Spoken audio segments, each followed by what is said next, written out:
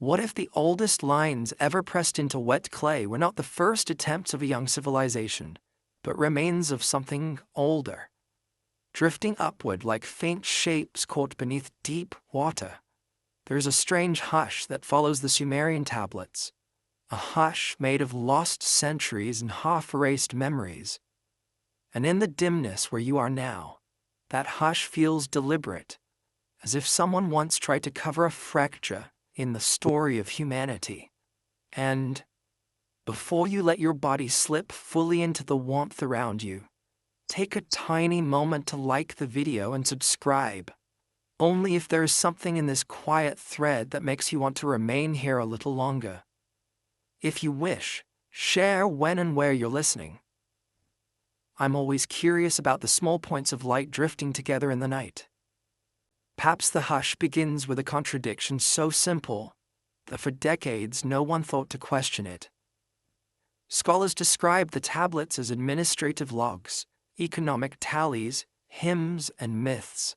They said the earliest writing emerged from necessity, the bookkeeping of a growing society. But the moment machines were trained to read beyond the surface, to detect patterns no human eye could catch, something shifted. The tablets began to speak differently, almost as if they had been waiting for an audience capable of hearing what had been lost in the dust of translation. The new decipherment suggested layers of meaning, fragments that didn't match the expected timeline of Sumer, and hints of a memory that stretched far beyond the walls of the first cities. It made some wonder whether the earliest scribes were chronicling their own world, or trying to recall the remnants of a world already gone. The strange part is how none of this feels entirely new. For more than a century, archaeologists have noticed the unevenness of early Mesopotamian strata, shifts in soil that imply sudden abandonment, sudden rebuilding, sudden silence. Clay tablets appear in layers where they shouldn't, older forms embedded within newer ones, as if someone had gathered relics of the past and folded them into the present. Explanation has always been practical: reuse of clay, recycling of broken tablets as filler material. Yet the AI that recently re-examined them detected something more unsettling. Linguistic markers from different eras were woven together intentionally, not accidentally. Some passages appeared archaic even for the earliest Sumerian scribes, as if they were copying from materials whose origins they themselves might not have understood. There is a quiet discomfort in the idea that the people we call the first civilization may have seen themselves as inheritors, not founders. Some early Sumerian myths already hinted at this, whispering of periods before kingship descended from heaven, before cities were raised from mud brick, before writing marked the world. But myths are always easy to place safely at distance, wrapped in symbolism. What unsettled researchers, and what AI brought into sharper focus, was the discovery of echoed phrases across tablets separated by both geography and time. These echoes referenced beings or events that the scribes described not as mythic, but as recorded, not as allegory, but as precedent. And woven between those echoes were lines that seemed deliberately obscured, scraped thin, or overwritten with more harmless imagery. That raised the first difficult question: who altered the texts, and why? Ancient scribes were not free agents. They worked under temple institutions, royal courts, priestly oversight. Their duty was to preserve a narrative, not invent one. If alterations occurred, they were not random, and when AI models reconstructed damaged passages, some of the restored phrases did not resemble the myths later associated with Sumer at all. They spoke of earlier eras marked by great changes in the sky, of migrations after a world-altering catastrophe, and of something described as the time before the return of memory. That terminology does not exist anywhere else in known Sumerian literature. Its implications, however, feel heavy, as though the tablets were not simply recording the founding of civilization, but attempting to preserve the ghost of a story that someone, at some point, tried to bury. It is easy to imagine a convenient natural explanation: Human civilization arose, forgot its earlier attempts, and rebuilt. Climatic disasters wiped settlements and forced cultures to begin again. Coastlines flooded, rivers shifted, villages vanished beneath silt. Memory is always fragile. Yet the newly deciphered fragments complicate that gentle narrative. They reference knowledge that should not have been possible for a culture just finding its written voice. Astronomical cycles requiring centuries of observation, descriptions of landforms that only existed during the late Ice Age, and vocabulary that does not appear to belong to any known linguistic branch of early Mesopotamia. These findings remain controversial, as they should be. But controversy itself is revealing. It suggests the presence of something that does not fit into the familiar shape of history, like an object buried beneath layers of silt whose outline remains stubbornly unfamiliar. What lingers most is the tone of the earliest lines the AI reconstructed. They did not speak of triumph, or beginnings, or divine favor. They carried instead the weight of loss, something remembered dimly, something nearly erased. The scribes wrote as though standing at the edge of a vast silence, trying to anchor themselves to the remnants of a story slipping out of reach. The AI found repeated patterns indicating that sections describing origins were systematically overwritten with safer themes: praise of kings, lists of offerings, rituals of temples, not erased entirely but softened, blurred, as though the truth could remain in clay only if left partially hidden. One cannot help but wonder what the scribes feared, or what later hands feared on their behalf. Fear has always shaped the way knowledge moves through time. Fear of chaos, fear of the unknown, fear that the story humans tell about themselves might fracture if an older truth emerges beneath it. And as AI continues to restore broken glyphs and peel away the layers of revision, one question grows more persistent. If these tablets once held a fuller account of humanity's earliest memory, what force, natural, political, or otherwise, gained from ensuring that memory was scattered? Tonight, as the quiet deepens and the faint lines of those ancient inscriptions drift in the mind like distant constellations, there is no answer yet. Only the sense that something important slipped through the cracks long ago, and that our understanding of the beginning may not be a beginning at all, but a point chosen for us. And perhaps the most unsettling thought is this: if the tablets hint at something older waiting beneath their surface, what might the next layer reveal when the machines dig deeper? There is a moment, just after the mind settles into the softness of night, when the distances between things feel thinner, between centuries, between layers of earth, between what is remembered and what has slipped into oblivion. And it is in that thinness that another contradiction begins to form, one that the AI researchers did not expect when they compared the tablets' reconstructions to the physical layers in which those tablets were found. What emerged was not a single anomaly, but a quiet pattern of disappearance, as if the ground itself were participating in the concealment of an older story. Archaeologists have long recognized that Mesopotamian cities are built like stacked worlds. One level rises upon the ruins of another, forming tells, mounds created by centuries of rebuilding. Normally, this layering follows a logical sequence. The deepest strata contain the oldest artifacts, the upper layers the most recent. But when the AI mapped textual reconstructions were cross-referenced with excavation logs, the irregularities began to appear. Tablets containing archaic linguistic forms the AI suggested might derive from sources older than known Sumerian, were often found not at the base of these mounds, but embedded in mid-layers, or even sealed within levels that should have belonged to later periods. Some scholars had once dismissed this as the result of construction practices, where older clay fragments were recycled into new bricks. Yet the machine reading revealed something that contradicted that simple explanation.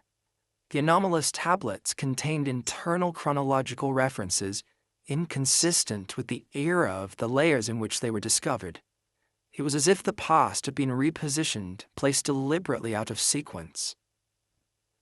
The soil had not merely shifted, The timeline had fractured. This fracture echoes another ancient puzzle, the Sumerian king list. A document that has challenged interpretations for decades, it catalogs rulers who reigned for lengths of time so implausible, tens of thousands of years, that scholars relegated the early portions to the realm of myth.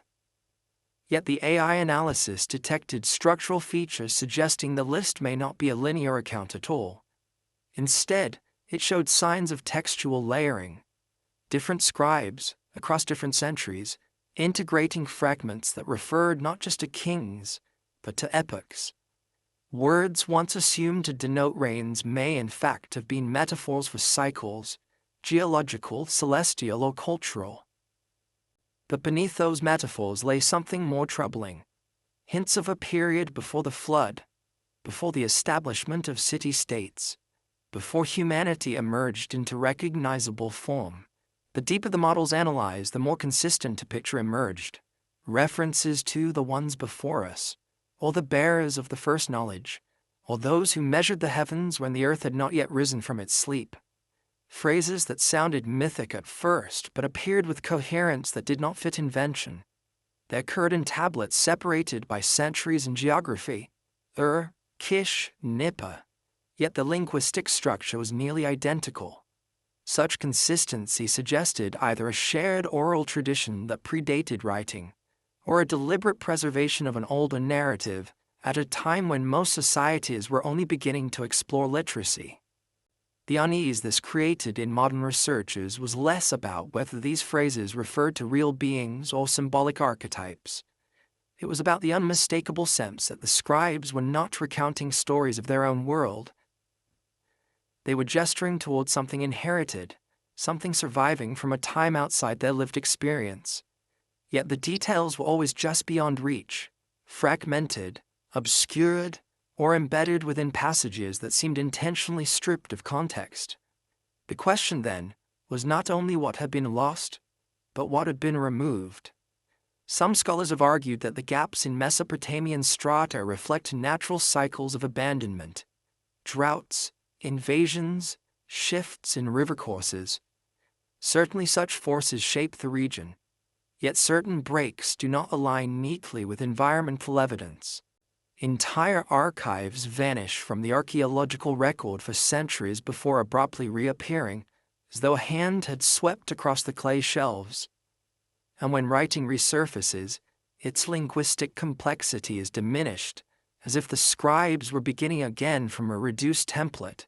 The AI, indifferent to the boundaries between anthropology and mythology, flagged these interruptions as statistically significant. It noted that each period of cultural break corresponded eerily with the disappearance of texts describing early origins. Not the disappearance of the myths about gods and cosmic battles, those were copied and recopied for millennia, but the disappearance of pragmatic, observational descriptions, star charts, agricultural cycles, geological references, lists of catastrophes. It was as though the scribes had been encouraged to preserve the framework of their world, while quietly discarding the oldest memories of how that world came to be. But where would such encouragement originate? Temples controlled knowledge tightly. Kings sought legitimacy through lineages traced to the divine. A narrative too old, too complex, or too independent might have threatened both. Myths could be shaped, but unsanctioned history could not. And so, as dynasties rose and fell, what remained of the earliest accounts may have been trimmed until they fit safely within the boundaries of acceptable memory. Yet even with these erasures, the traces persisted, especially in the linguistic ghosts AI uncovered. These were sequences of signs that repeated in the oldest tablets but vanished in later ones. Not random symbols but consistent constructs indicating concepts like before the first river, after the turning of the sky, beneath the place where none walk. Scholars once assumed these were poetic embellishments.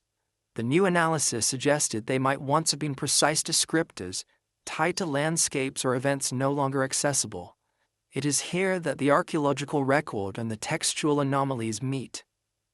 Geological studies have uncovered abrupt transitions in Mesopotamia between the late Pleistocene and early Holocene, evidence of flooding, rapid climate shifts, layers of sediment inconsistent with slow accumulation. Such findings have always been interpreted separately from the myths. But through the lens of AI translation models, the tablets seem to encode memories of those transitions, not as grand tales, but as direct observations handed down and gradually obscured. If the scribes were inheriting knowledge from a population that survived those upheavals, it might explain the precocious technical and agricultural sophistication of early Sumer, without invoking lost civilizations or extraterrestrial instructors, though the tablet's wording remains tantalizingly ambiguous. In the end, what the AI revealed is not a single explosive truth, but a widening uncertainty. The strata of soil and the strata of text no longer align. The past does not sit neatly beneath the present. Instead, it curls and folds, looping back on itself.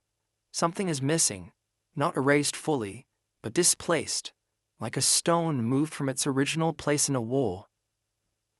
And as long as that displacement remains unaddressed, the story of humanity will continue to feel incomplete, hollowed at its foundations. What then lies in the missing layer? The one that should exist between the epochs recorded in clay and the epochs recorded in stone. And why does it remain so persistently out of reach, as if someone long ago decided it was better left unspoken? There is a faint strangeness in realizing that the deepest mysteries of the Sumerian tablets are not found in the images of gods or the grand mythic cycles, but in the quiet spaces between words, the fractured lexicon that never fully survived the passage of centuries. When the AI models were trained on thousands of transliterations, they did not simply translate. They listened, in their own way, for patterns beneath the patterns, and what they uncovered was something scholars had long overlooked because it hid in plain sight. A set of ghost words, terms considered untranslatable, dismissed as scribal quirks, or quietly removed from academic dictionaries because no one could agree on their meaning. Yet these were the very words that appeared most consistently in the oldest tablets, anchoring phrases that hinted at origins too shadowed to interpret confidently.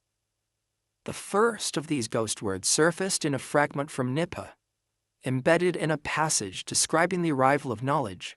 Human translators rendered it as wise men, sage beings, or instructors, each interpretation shaped more by expectation than textual clarity. But the AI noted that the word structure did not align with human categories for people at all. Its linguistic fingerprint resembled the terms later used for the Apkarlu, the semi-divine figures in Mesopotamian tradition believed to have brought civilization's essential knowledge. Yet the earliest tablets containing this word predated the formal Apkallu myth, suggesting the term was not borrowed from legend but existed before legend took shape. And then the AI highlighted something even more unusual. The same linguistic structure, nearly identical in phonetic pattern, appeared in early Akkadian texts, Hurrian ritual tablets, and, most surprisingly, in Proto-Elamite inscriptions whose meanings remain undeciphered. Culture separated by distance, identity, and script appeared to share a word referring to a being or group whose nature remained deliberately blurred. The ambiguity should have been an invitation to curiosity, but for generations it became an inconvenience. It was far simpler to assign these references to mythic archetypes, to fold them neatly into the category of cultural imagination. But machines do not traffic in convenience. They do not protect narratives. And when the AI modeled cross-cultural semantic overlaps, it connected these ghost words to other ancient traditions, the watchers of early Hebrew texts, the civilizing heroes of early Greek fragments, the mysterious figures described in Ugaritic epics. The connections were not asserted as identity, only as statistical alignment. Yet the implications were enough to unsettle any tidy view of history. For the parallel suggested not a shared invention, but a shared memory. A memory older than writing, older than cities, older than the worlds these scribes inhabited. The academic discomfort around this discovery brings another question into focus.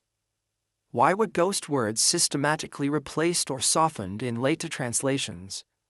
Linguists notice that from the Old Babylonian period onward, scribes reframed these terms through more familiar roles: priests, sages, kings. It was as though the original meanings became unacceptable or unintelligible, requiring reinterpretation that aligned with the evolving worldview of the temples. Yet the earliest forms of these words do not describe authority in a political sense. They evoke something liminal, something present at the threshold between catastrophe and renewal, between forgetfulness and the faint return of knowledge. Maybe the scribes themselves did not fully understand what they were copying, or perhaps they understood too well and chose to allow the meanings to drift, to soften, until the ghost words became harmless metaphors instead of unsettling inheritances. But the AI's pattern recognition does not permit such softenings. It kept identifying these words as pivotal, as though the entire origin narrative of early Mesopotamia hinged upon concepts modern translators barely noticed. Take, for instance, the repeated phrase that appears in widely separated tablets, "the ones who set the measure." A mundane interpretation frames them as surveyors or priests who standardized weights and measures, but the AI detected related terminology in tablets describing star observations and river alignments. In all the fragments, the phrase appears beside references to land boundaries that no longer exist. Ancient shorelines submerged since the end of the Ice Age. Were the ones who set the measure simply bureaucrats? Or were they inheritors of knowledge from a time when the world's shape was different, when coastlines extended further, when human groups migrated through landscapes now lost beneath rising seas? Even these questions remain cautiously anchored in known scholarship. Comparative mythology has long noted the global appearance of instructor figures, those who bring crafts, agriculture, astronomy, or moral law to early societies. The AI's contribution is not to revive fringe theories. Instead, it exposes how the suppression or smoothing of certain vocabulary created artificial clarity in ancient texts. What emerges is not proof of hidden civilizations, but evidence of linguistic amnesia, accumulated intentionally or accidentally across centuries of copying.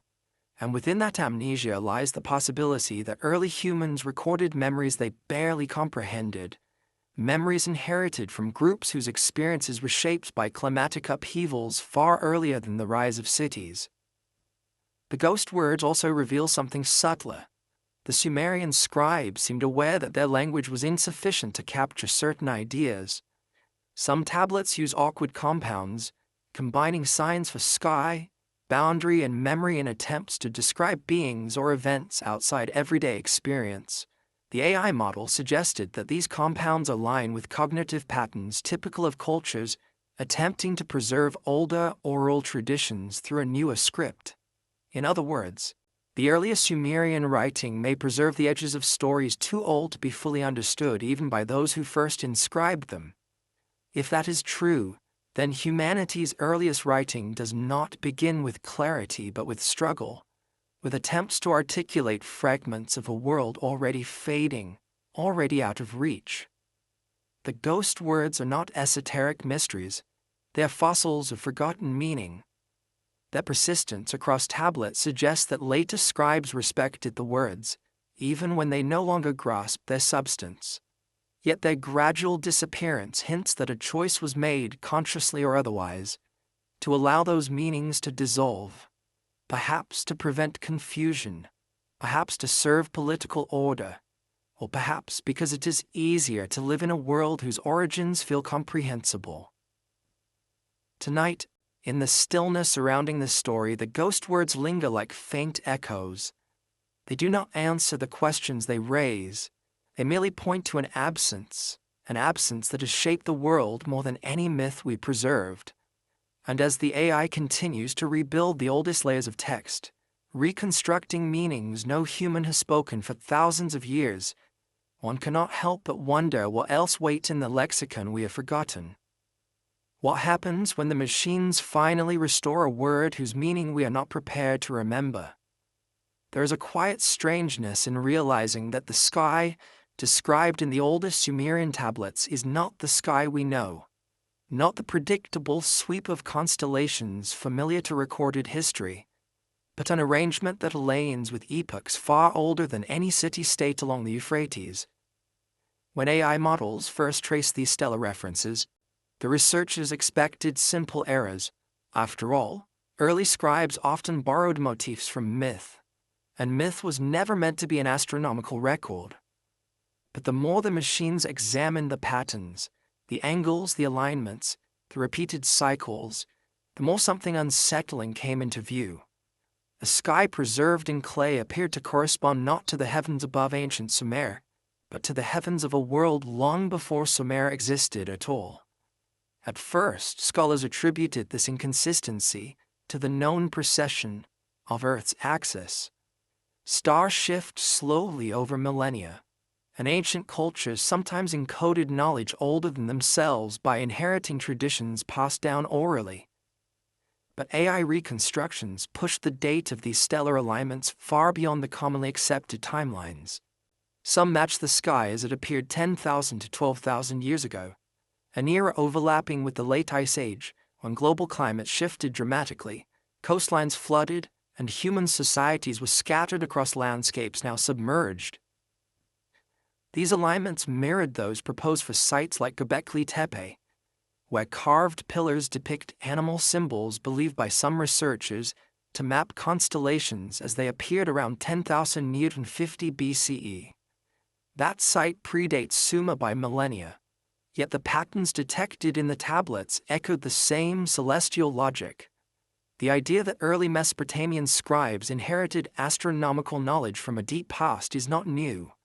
Scholars have long noted that the Sumerians understood advanced cycles, lunar months, planetary movements, even early approximations of precessional behavior.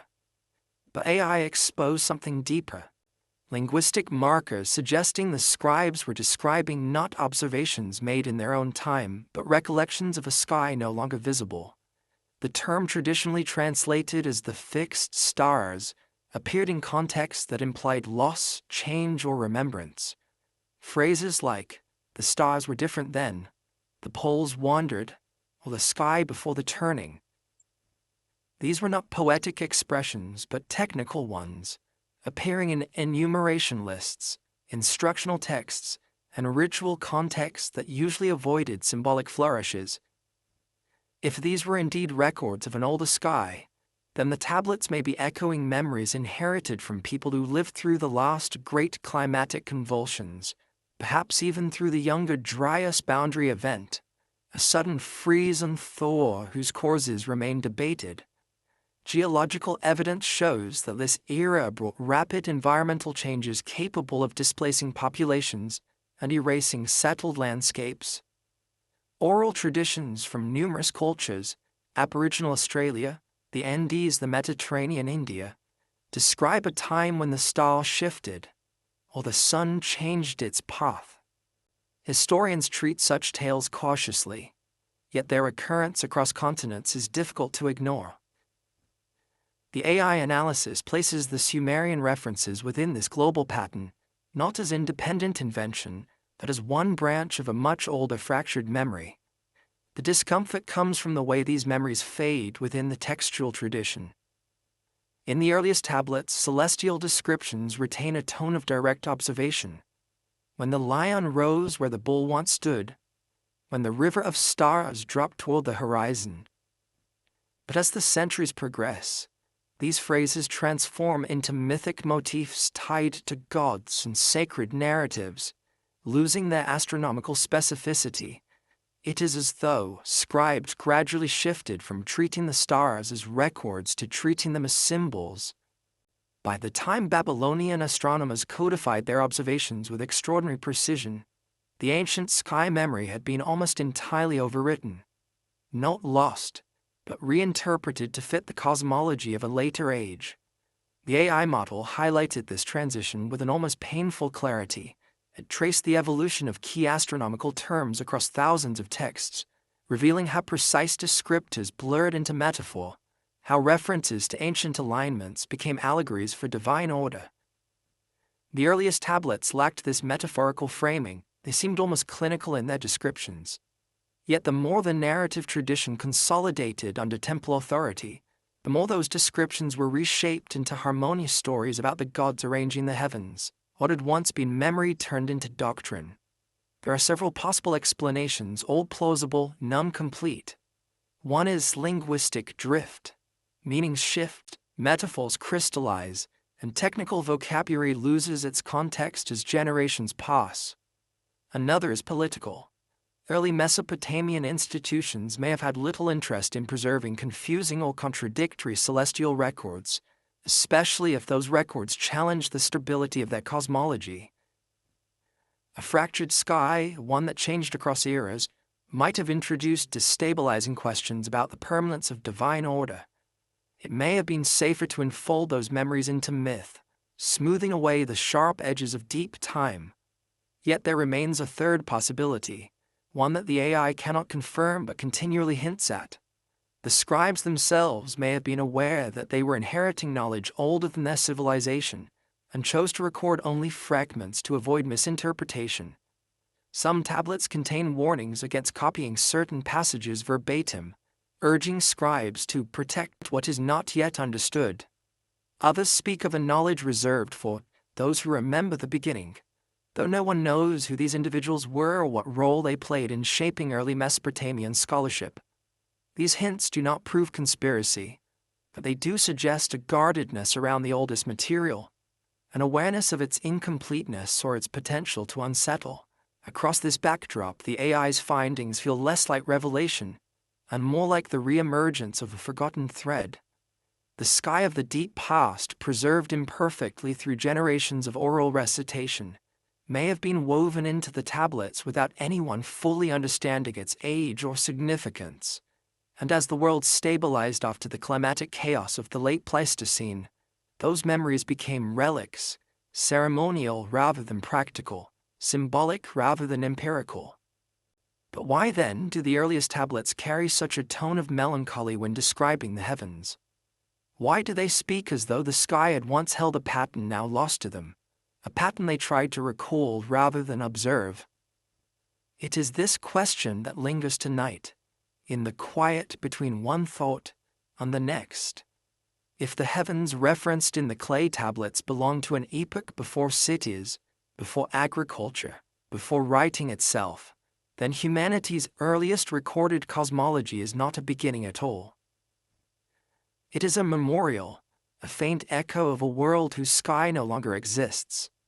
And perhaps the deeper mystery is not how the Sumerians knew this sky, but why they felt compelled to preserve its memory at all. For what does a civilization choose to remember when faced with the remnants of a world erased? And what truth hides in the silence surrounding the stars that no longer rise? There is a subtle ache woven through the earliest Sumerian genealogies, an ache that feels less like the pride of a civilization tracing its lineage, and more like the lingering shadow of something broken, something interrupted.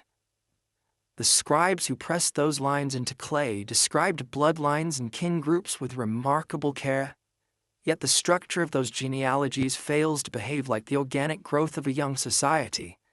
Instead, it contains ruptures, gaps so unnatural that even early Assyriologists noticed them, though they often avoided drawing conclusions. It was only when AI models began mapping kinship terms across thousands of fragments that a new pattern emerged.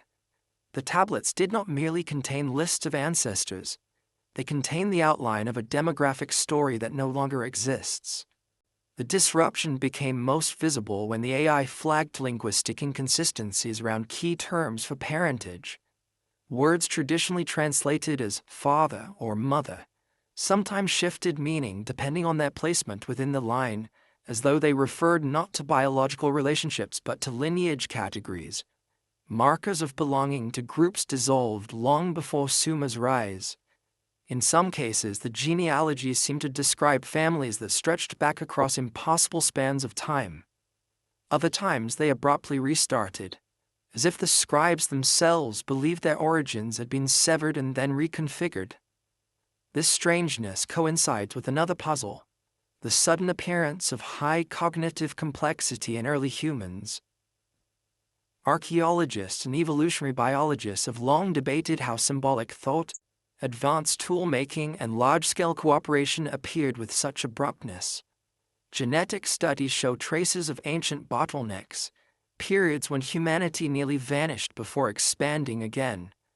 Some point to volcanic eruptions, drastic climate shifts, or pathogen events, but these bottlenecks never align perfectly with the cultural bursts visible in the archaeological record.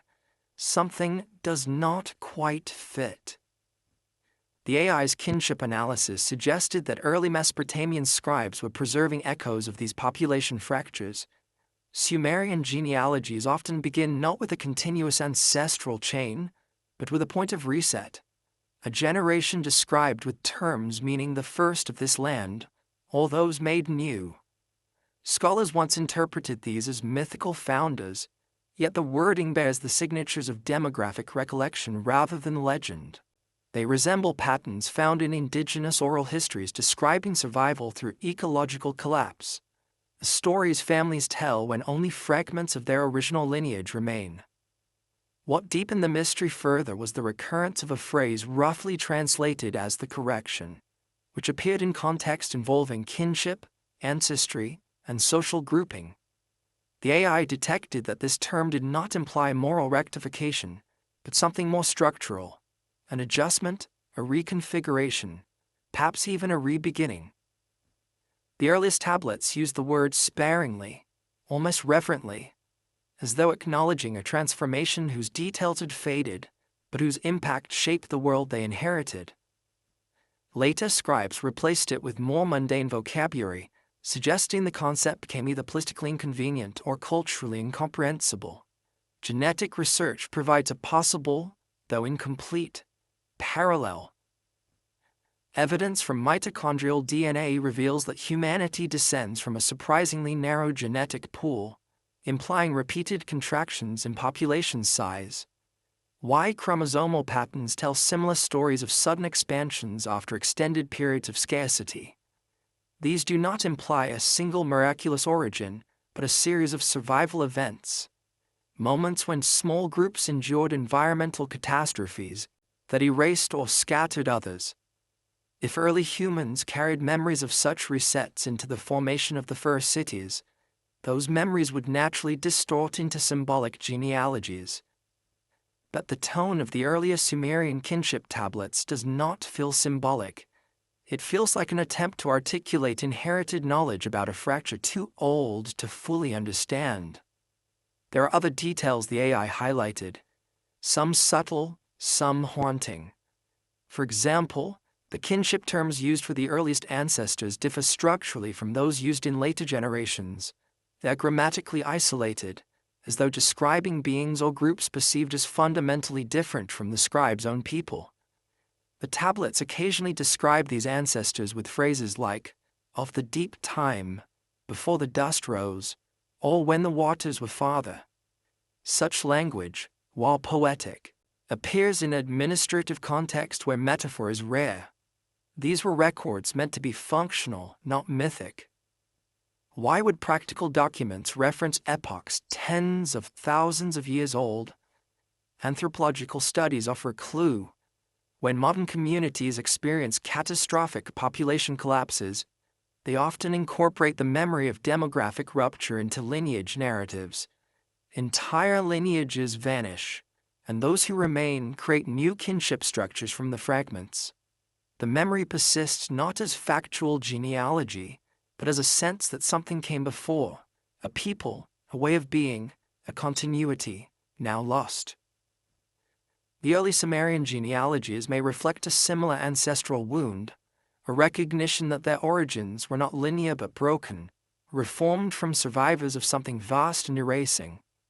Then there is the question of the non-human grammatical signature, a phrase researchers used reluctantly, aware of how easily it could be misunderstood. The AI identified a recurring linguistic pattern that did not align with typical human kinship logic. Instead of describing relationships in terms of descent, Some early passages describe them in terms of assignment or alignment, as if the scribes were grouping individuals according to roles inherited from a source older than biological lineage. This does not suggest literal non-human ancestry. Rather, it implies that the earliest ancestors were conceived as bearers of knowledge or identity from elsewhere. Geographically, culturally, or temporally, the idea resonates with global myths of culture bringers, figures who appear after great upheavals to guide scattered populations into new forms of society. Academic caution prevents definitive claims, yet the linguistic evidence refuses to settle neatly into familiar categories. The kinship rupture also appears in burial patterns from early Mesopotamian sites. Archaeologists have noted sudden shifts in mortuary practices, changes in body positioning, grave goods, and treatment of the dead. These shifts occur more abruptly than cultural evolution would predict. Some graves contain individuals whose anatomical features differ subtly from later Sumerian populations, though not enough to suggest separate species.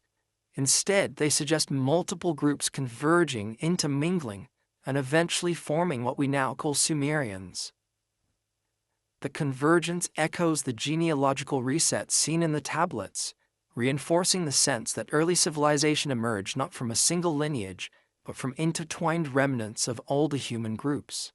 Tonight, the thought lingers that history often begins not with continuity but with recovery.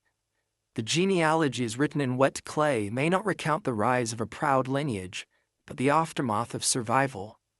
The attempt of a young civilization to reconcile who they had become with what they could no longer remember. The AI's work does not claim a hidden progenitor or an erased species. It simply reveals how deeply the earliest texts strain to articulate origins fractured by time, climate, and forgetting. And so the question remains soft but insistent. If the first scribes sensed that their lineage was incomplete, that something essential had vanished before their world began, what story were they trying to reclaim when they pressed their genealogies into clay? And what happens when the silence surrounding that missing chapter begins, at last, to thin? There is a heaviness that settles whenever the earliest flood narratives of Mesopotamia are read aloud, a heaviness that does not feel like myth, nor moral instruction, nor even cosmic drama, but like the memory of something real, something endured. For centuries, scholars treated the Sumerian flood story as the symbolic echo of river disasters. After all, the Tigris and Euphrates were notorious for sudden shifts and destructive rises, yet the more the AI models analyzed the linguistic layers across hundreds of tablets, the clearer it became that the flood described in the earliest fragments was not a river flood at all. It was something far larger, more transformative, and more ancient than any event recorded within the chronological boundaries of Sumer. The AI detected a peculiar consistency in certain descriptive patterns. Specifically, the terms used to denote the nature of the waters. These were not the words typically associated with seasonal overflow, but terms implying inundation at a scale that altered coastlines and erased landscapes. Even more unsettling was the repeated phrasing describing the flood as the shadow that returned, or the second rising, suggesting that the event memorialized in clay was not unique, but part of a sequence, one catastrophe echoing an earlier one.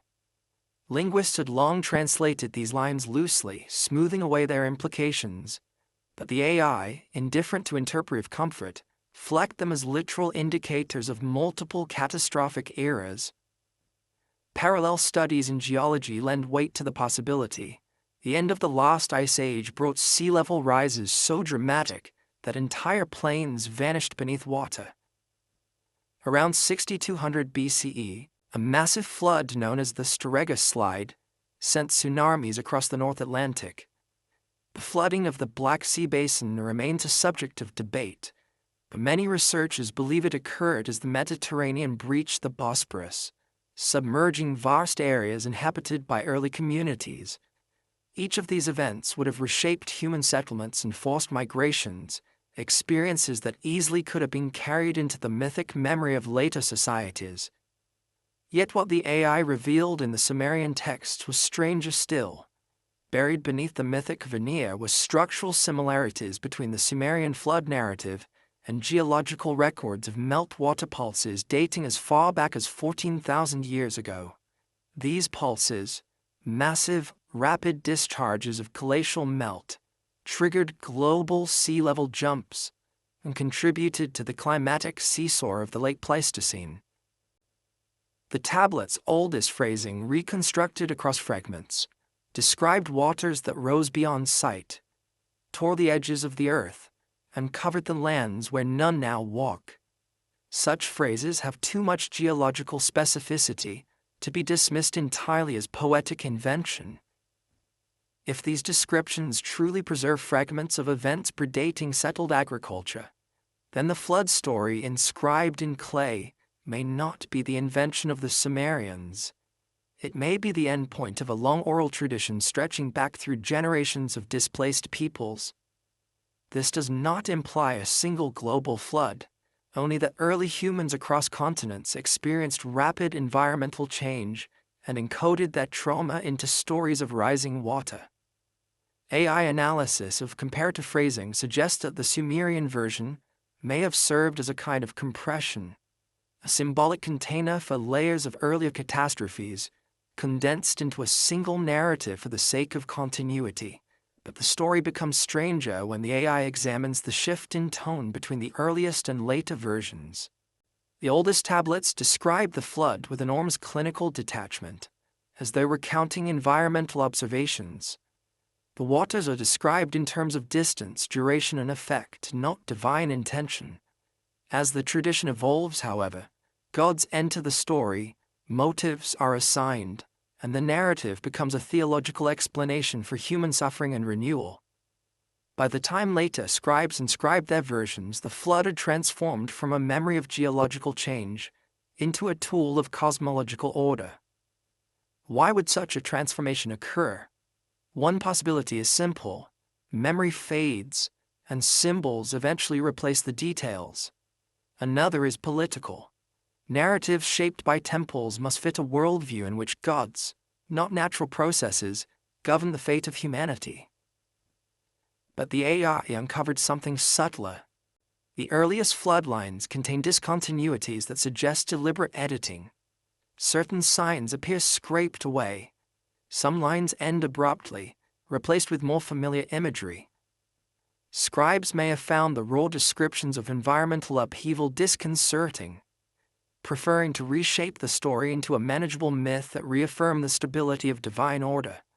Yet even with this reshaping, fragments of the older memory persisted, like bones beneath a reconstructed face. The AI highlighted linguistic markers hinting at human migration patterns following the flood, phrases describing the ones who moved to the dry lands, or the people who climbed the high stones. These align with archaeological evidence showing that groups in the Near East retreated to higher ground during phases of rapid sea level rise. Cave sites and mountain foothills show sudden increases in occupation, as though people fled from something vast and encroaching. The consistency with which the tablets echo these movements suggests the scribes carried with them the faint inheritance of a migration story older than their cities. Where the flood narrative turns uncanny is in the recurrence of the phrase, "Those who were before us but did not return." Its meaning remains uncertain. Traditional interpretations frame it as a reference to gods or antediluvian rulers, yet the AI found that similar phrasing appears in early Neolithic inscriptions from other regions, referring to people displaced or destroyed by environmental change. It is possible that the Sumerian version carries within it the residue of an older demographic disappearance, a group whose memory survived only as a cautionary echo. What deepens the mystery is the subtle way the flood narrative intersects with the genealogical ruptures explored earlier. The earliest ancestors described in the kinship tablets often appear in proximity to flood references, as though the flood marked not just environmental transition, but the boundary between populations. In some lines, the ancestors are described as those remade after the waters, reinforcing the idea that the scribes perceived themselves as inheritors of a world rebuilt upon loss. And then there is the quiet detail that the AI flagged but could not interpret. A small cluster of signs appearing at the end of several flood fragments, traditionally ignored as scribal marks or copying errors. The model recognized them as remnants of a now extinct word related to memory, something like, "that which remains from before." Its meaning is fragile, incomplete, but suggestive. It implies that the scribes believed their world stood atop the remnants of another, a world reshaped by water and time and forgetting. Tonight, as the story unfolds in the gentle hush of darkness, the flood no longer feels like myth. It feels like an echo of deep time, of human vulnerability, of the fragile continuity that binds present to past. And the question rises softly, almost as imperceptibly. If the flood was not a single event but a layered memory of many losses, then what else lies beneath those layers, waiting for the machines to uncover? Somewhere in the quiet between one era and the next, the tablets begin to speak of figures who are neither kings nor gods nor ancestors in any ordinary sense. They appear briefly, almost cautiously, as though the scribes were unsure how to place them within the world they knew. The later Akkadian texts would call them Apkallu, the sages, the instructors, the intermediaries between heaven and earth. But in the older Sumerian fragments that AI examined, the terms were more elusive, more ambiguous, more unsettling. The earliest tablets did not portray these beings as mythic entities descending in a blaze of divine radiance. They described them instead as quiet presences at the threshold of civilization, figures who emerged after calamities to guide those who had survived. Not heroes, not rulers, more like custodians of memory. For decades, historians treated these accounts as symbolic, mythopoetic representations of the rise of specialized knowledge. The world becomes stable, irrigation emerges, mathematics develops, and so the culture invents legendary first teachers to embody the dawn of order. Yet the AI models found something peculiar. References to these instructors were embedded not only in myths and hymns, but also in economic tablets, agricultural instructions, and early lexical lists. Their presence was woven into practical texts where myth had little role. It was as if the scribes, even while describing mundane matters like crop rotation or boundary management, felt compelled to acknowledge a lineage of knowledge that did not originate with them. The model noticed another anomaly. The grammar used when describing these figures was inconsistent with the grammar used for humans. Some verbs associated with movement, arrival, or presence used forms typically reserved for celestial bodies or geological forces, things that acted upon the world rather than participating within it. This does not imply literal supernatural interpretation. Rather, it suggests the scribes perceived these instructors as belonging to no familiar category of being. They were not gods, who possess worship and temples, nor mortals who possess families and occupations. They occupied a liminal grammatical state, neither fully personified nor entirely abstract. Perhaps most striking was the temporal pattern in which these figures appeared. The references clustered around moments in the narrative associated with rebuilding, after the flood, after genealogical ruptures, after the correction noted in earlier parts of this journey. The implication was quiet but insistent. These instructors emerged after chaos, as though their role was not to rule but to stabilize. The scribes described them as those who set the measure, re-established the counting, returned the paths of the stars, or spoke the names of things again. These phrases, scattered across tablets from different cities, suggest acts that sound less mythic and more like the restoration of knowledge following disruption. Comparative mythology offers parallels. Many cultures describe figures who appear not at the beginning of creation, but after catastrophe. Among the Maya, the beings who reconstruct the world come after earlier worlds have failed. In certain Polynesian traditions, navigators are guided by luminous ancestors who emerge after floods or migrations. Even in early Hebrew texts, the Watchers appear in narratives involving moments of profound human vulnerability. These parallels do not prove connection, but they demonstrate that catastrophes often generate mythic memories of instruction. Figures who help societies regain stability when the environment or population has been shattered. Yet what the AI detected in the Sumerian corpus was not merely mythic resonance, but textual coherence. The references to instructors used consistent vocabulary across widely separated eras.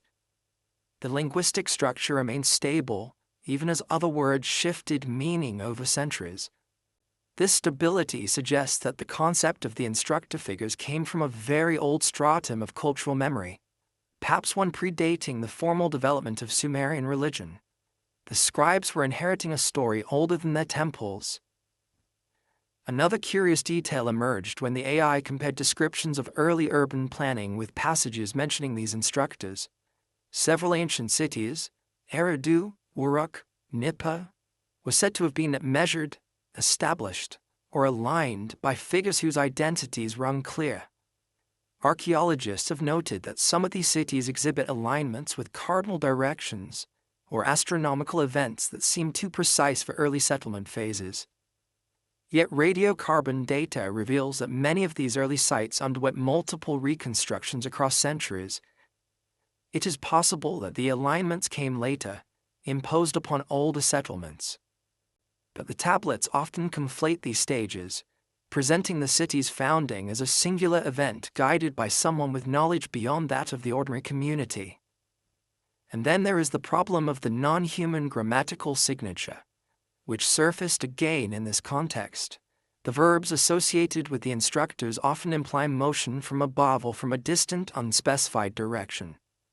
Yet they do not follow the patterns typically used for gods descending or envoys arriving. Instead, they resemble a language used to describe seasonal winds or migrating animals, phenomena that appear cyclically, unexpectedly, bringing both disruption and renewal. This linguistic quirk does not suggest literal descent from the sky. Instead, it suggests the scribes perceive these figures as foreign, originating from outside the familiar boundaries of the land, emerging in times of upheaval, bearing knowledge the local people could not easily explain. Scholars have proposed practical interpretations. These instructor figures may represent migrating groups who entered Mesopotamia with advanced knowledge, perhaps early agriculturalists from the Zagros Mountains, or long-distance traders who carried astronomical traditions from Anatolia or the Levant. If these migrants arrived after environmental collapse, their expertise could have seemed extraordinary, even salvific, to local communities struggling to rebuild. Over generations, the memory of such individuals could transform into something mythic. But the early tablets preserve a tone that does not fully fit this explanation. The shifts in grammar, the reverence without worship, the emphasis on memory rather than authority, all suggest the scribes saw these figures not as conquerors or rulers, but as custodians of knowledge from a world that preceded their own. They were not described as superior beings imposing order, but as survivors sharing what they remembered. There is also a quiet tension between the presence of these instructors and the later institutionalization of priestly authority. These temples grew in power. Narratives attributing knowledge to gods naturally overshadowed older stories of human or semi-human guides. The AI analysis shows that as religious authority consolidated, references to instructors gradually shifted into mythic symbolism, stripping them of historical specificity. Their names dissolved into archetypes. Their actions became miracles instead of memories. Their role as custodians transformed into that of divine agents. The earliest tablets, however, preserve a different tone, a tone almost mournful, as though the scribes felt the weight of remembering something that was already slipping away. These figures appear not as triumphant bringers of order, but as echoes of a past nearly forgotten, whose guidance felt both necessary and fragile. And tonight, in the stillness that gathers around this story, a question rises with the same quiet persistence that threads through the clay. If the instructors emerged after catastrophe, appearing when memory was fractured and knowledge lost, then what world did they themselves come from? What storm had they survived? And what would the tablets reveal if the erased lines describing their origins were ever restored, not to myth, but to the faint, trembling truth beneath it? There is a stillness in the earliest tablets that feels almost out of place, a stillness surrounding objects and instruments described with a precision that should have made them unmistakable. Yet their meaning has slipped so thoroughly from modern understanding that scholars once dismissed them as ritual paraphernalia or poetic flourishes, but when AI models traced the usage of these terms across time, the objects began to take on shape and consistency, not as relics of fantasy, nor as devices of impossible technology, but as tools whose purpose our era no longer knows how to interpret. As the threads emerged, it became harder to believe these were merely symbols. They behaved too coherently, too practically, too deliberately. The mystery began with a set of words that appeared regularly in administrative and instructional contexts, terms describing something like the boundary setter, the sound maker, and the stone that listens. None of these align with known Sumerian tools, certainly not with plows, sickles, jars, or tablets.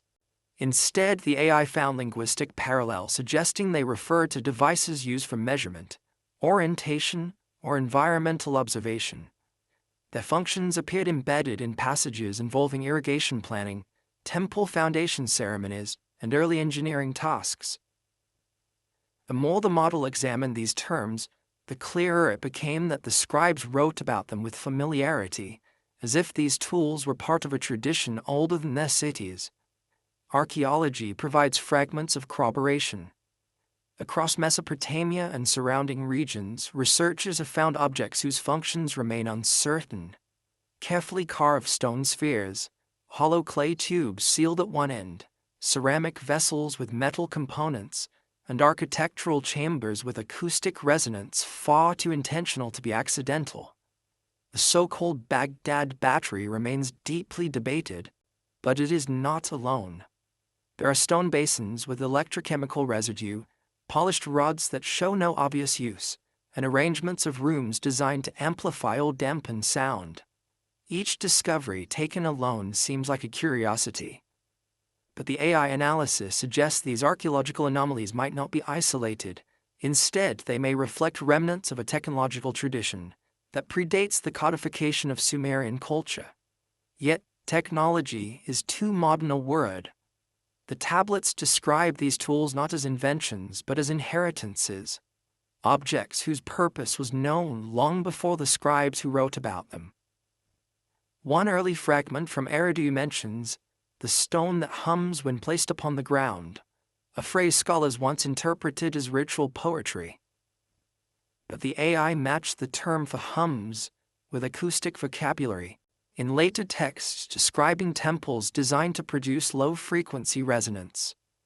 Likewise, the term translated as boundary setter appears in contexts involving land surveying and riverbank stabilization, tasks requiring more than intuition in a landscape constantly reshaped by shifting waterways. The most perplexing phrase the AI reconstructed was the mechanism of the first measure, a term that appears broken across multiple tablets, its signs partially erased or overwritten. The surrounding lines describe the alignment of walls, the marking of cardinal directions, and the placement of stones whose positions were determined by the sound of the air. The phrase is too technical to be mythic, too consistent to be accidental. Yet the object itself, whatever it was, has left no clear archaeological trace, or perhaps the traces have yet to be recognized. Skeptics argue that the scribes used metaphorical language to describe ordinary tools, and perhaps in some cases they did. Ancient craftsmen certainly possessed practical knowledge of acoustics, symmetry, and measurement, without needing exotic instruments. But the AI highlighted something difficult to dismiss. Whenever these tools were mentioned, the associated verbs indicated activation rather than simple use. The tools were set to speak, made to stand, or brought into hearing. The grammar implies interaction with natural forces, wind, water, resonance, or earth vibration, rather than passive functionality. This linguistic pattern resembles descriptions found in cultures far beyond Mesopotamia. At Malta's Half-Saflieni hypogeum, underground chambers produce resonant frequencies that align with certain vocal tones, thought by some to modify human perception. In the Andean highlands, monolithic stones are carved with channels and indentations whose acoustic properties remain unexplained. At Egypt's Dendera temple, reliefs depict objects long debated among scholars, often interpreted symbolically rather than technologically. These parallels do not imply direct connection, but they show that ancient cultures frequently embedded advanced experiential knowledge into ritual language, leaving the room for misinterpretation. The AI's contribution is to reorganize these ambiguities into patterns. It sees what humans often overlook: consistency. The Sumerian terms for these tools appear in contexts involving problem solving, redirecting water flow, predicting seasonal changes, aligning public structures. They were practical instruments, not ceremonial abstractions. Yet the deeper mystery lies not in the tools themselves, but in how their references fade. After the Old Babylonian period, many of the key terms vanish from the written record. Others survive only as metaphors in religious texts, stripped of technical meaning. The scribes of later eras appear aware of the terms but not their functions. Evidence of deliberate erasure also surfaces: scratched-out signs, overwritten lines, entire passages replaced with theological explanations that remove any hint of older technical knowledge. Why would this happen? One hypothesis is simple loss. Knowledge dissipates across generations when its transmission is disrupted by war, migration, or disaster. Another is institutional consolidation. As temple systems gained authority, they may have standardized texts to reinforce cosmological stability, discouraging references to tools whose origins were obscure or whose purposes no longer fit the religious framework. But there is a third possibility that scholars rarely discuss openly. The early scribes themselves may have sensed that certain knowledge did not belong to their time. The tools described in the oldest tablets are often introduced with phrases like, "from the time before," or "given again after the waters." These are not mythic descriptors. They are temporal markers pointing to a past that felt discontinuous with the present. The scribes may have been preserving the vocabulary of a technological tradition without understanding it, much as medieval scribes copied ancient texts about astronomy or engineering they could not fully interpret. Archaeologists sometimes speak of orphan artifacts, objects whose cultural context is missing because the society that created them vanished before leaving explanatory inscriptions. The Sumerian tools described in the tablets may represent linguistic orphans, terms inherited from predecessors whose knowledge system collapsed long before the rise of cities. The scribes preserved the names, but the mechanisms were lost to time. Tonight, in the soft quiet that settles around this unfolding narrative, the thought feels simultaneously melancholy and profound. What if the earliest cities did not innovate from nothing, but assemble themselves atop the abandoned scaffolding of an older world? What if the tools described in the tablets were echoes, not miraculous devices, not anachronisms, but the faint, fading remnants of a knowledge tradition carried by survivors of ancient catastrophes? And if that is true, then one question lingers, gentle but persistent. What purpose did these mechanisms once serve in the world that came before, and what silence fell when they ceased to speak? There is a peculiar tenderness in the way certain Sumerian tablets describe memory. Not personal memory, not the recollection of an individual life, but something older, deeper, almost geological. When AI models examine these passages, they notice something human translators had not: the recurring use of verbs that do not denote remembering in the present, but recovering something from before. These verbs appear not just in myths, but in administrative and legal texts, hinting at an underlying worldview in which knowledge itself was understood as a remnant, a shard of something fractured long ago. That recognition opened an unexpected path, one that led directly into the heart of a mystery that scholars had long avoided: the possibility that the tablets preserved traces of events predating humanity as we know it. The most controversial evidence came from the reconstructed lines describing migrations. Tablets from Nipah, Ur, and Lagash include references to groups that came from the high dark land, or walked from the place where the cold breath rises. Early translators treated these phrases as poetic allusions to mountains or distant regions. But the AI noted that consistency with descriptions found in much older oral traditions, including those from the Caucasus, Anatolia, and the Iranian Plateau. These regions were home to populations of archaic humans long before Homo sapiens fully spread across the Near East. Genetic studies of modern populations reveal traces of Denisoverne-Neanderthal admixture, remnants of encounters between species whose histories remain incomplete. What makes the Sumerian references so unsettling is not that they may reflect interactions between early humans and other hominian groups, that is already well established, but that the tablets appear to describe memories of migrations or displacements dating back to times for which no writing should exist. In one fragment, the scribes speak of people whose faces were not like ours and whose voices carried the name before names. These descriptions are tantalizingly vague, yet they align with genetic and archaeological evidence suggesting that multiple hominin populations coexisted and interacted for tens of thousands of years. If oral traditions from those periods were carried forward into the Neolithic, it is conceivable that echoes of those encounters survived long enough to be inscribed into clay. The AI also detected patterns in the way the earliest tablets recount the formation of settlements. Phrases like, "They built again where others had built before," or "they cleared the stones of the old ones," appear too frequently to be coincidence. Archaeology supports this. Beneath many early Mesopotamian sites lie older layers that do not fit neatly into the timeline of known cultures. Some contain architectural styles inconsistent with later construction. Others show signs of prolonged abandonment before new populations arrived. These discontinuities may reflect the migrations of different human groups responding to climatic shifts, groups whose cultural memory eventually merged into the traditions of Sumer. Yet the most mysterious fragments involve references to the ones who slept beneath the earth.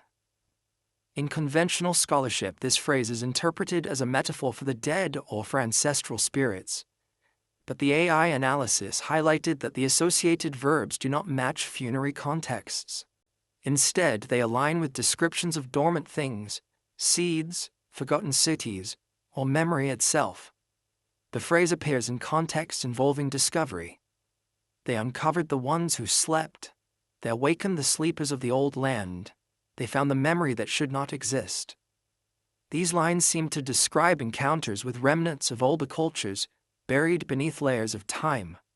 Archaeologists have frequently found artifacts from earlier hominin groups, tools, bones, fire pits, overlaid by human settlements. It is possible that early Mesopotamian peoples encountered these remains and, lacking a scientific framework, wove them into their cultural memory as beings from another age. Another thread emerged from AI analysis of mythic genealogies. Many early deities, including some later absorbed into Mesopotamian pantheons, share characteristics with ancestral figures described in Paleolithic art. Hybrid forms, animal-human combinations, beings associated with darkness, ice, or caves. The earliest Sumerian myths describe primordial beings who wandered the world before the coming of light or order, descriptions that resemble memories of the last glacial periods when ice and darkness dominated large regions of the earth.